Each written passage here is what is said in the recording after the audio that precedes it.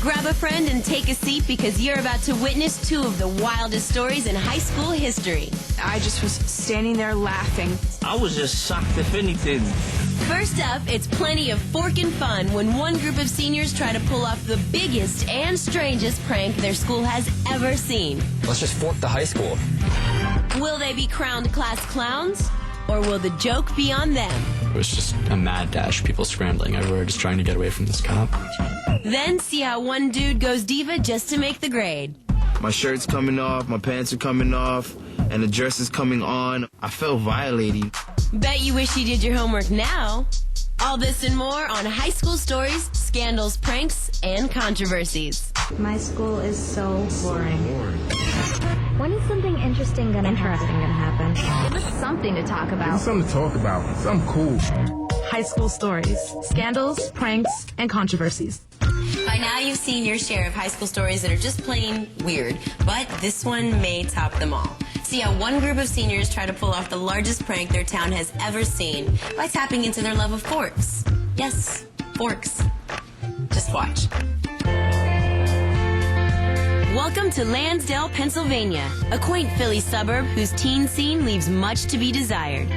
Lansdale's probably one of the more boring towns that you would ever see anywhere. Lansdale's kind of a town where the kids kind of have to be creative to come up with something to do. The only thing interesting here is like the size of our high school. About 3,300 students attend North Penn High, making it one of the largest schools in the state.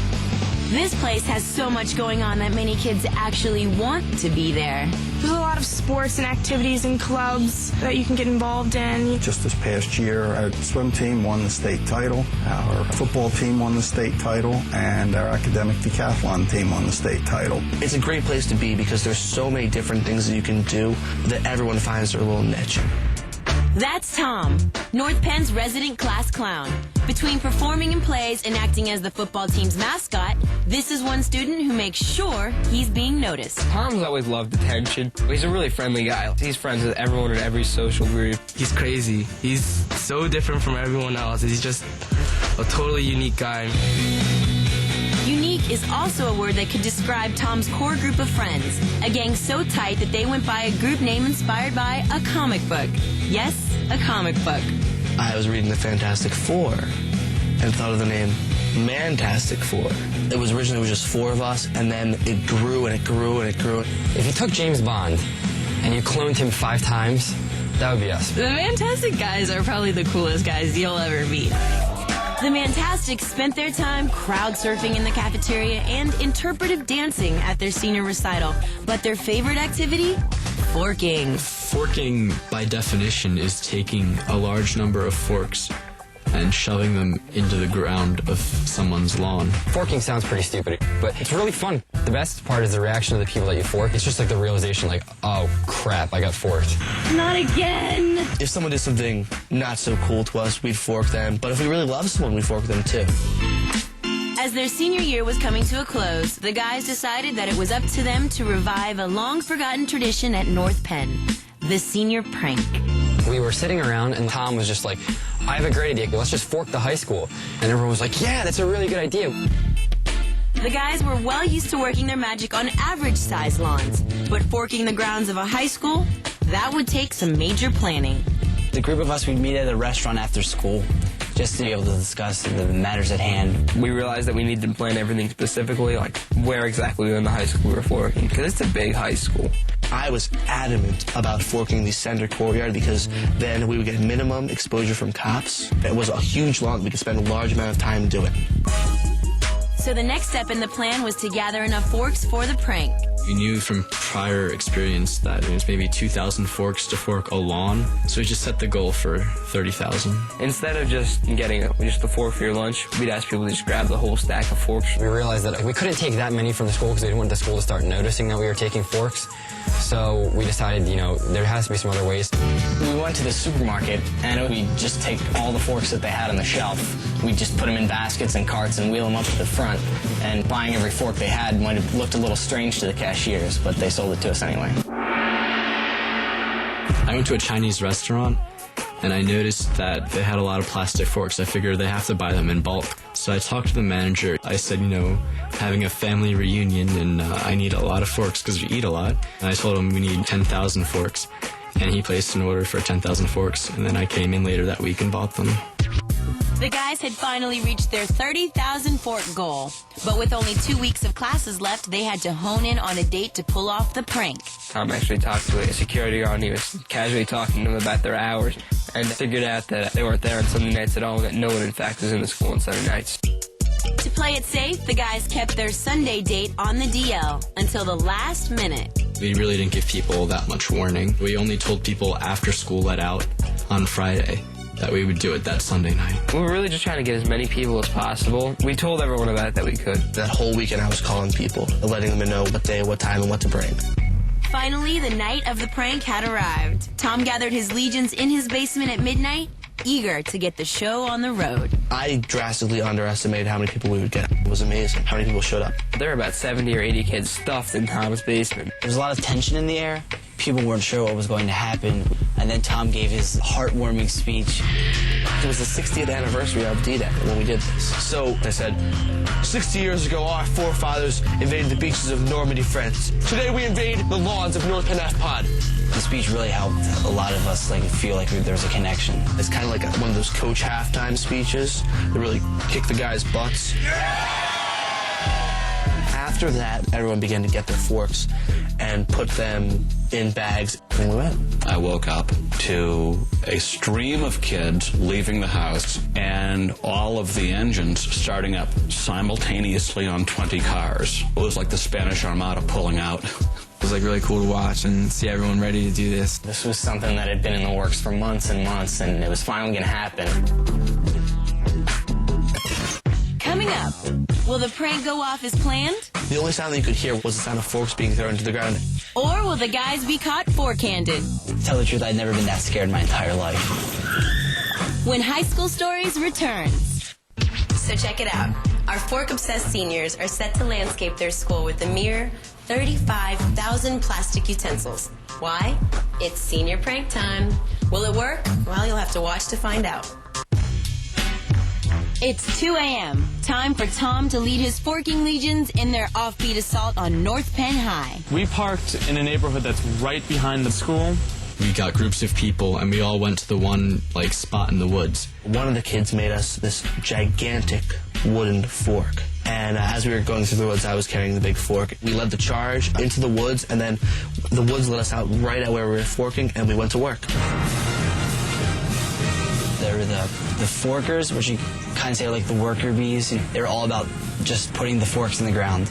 And then there were the core group of the planners. We served as kind of field commanders with Tom as our general. Tom was strictly professional the whole time. He wore a bright white sweatshirt so that everybody could see where he was. If they had any trouble or problems, they could go right to him. Everyone was really excited. Everyone was just really pumped. The only sound that you could hear was the sound of forks being thrown to the ground and me barking off orders. I would walk around, make sure everyone had forks, make sure everyone was doing a good job. And it was amazing because everyone was totally quiet and just fell into line.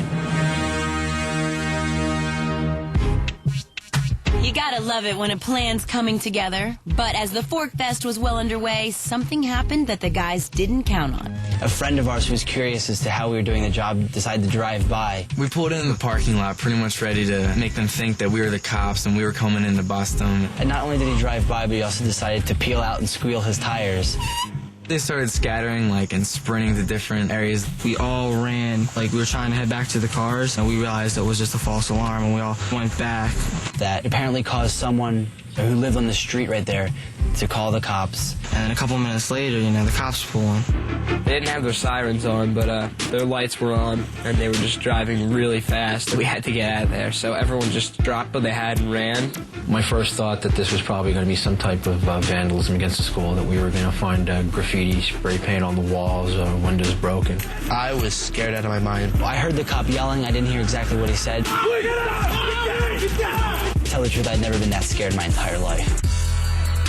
When the cops came out, I had to turn around and tell the cops what really happened, because then I could calm them down and tell them the right story. I was a little upset with them. They said that they had just forked the school, and we just want to be sure that's exactly what happened.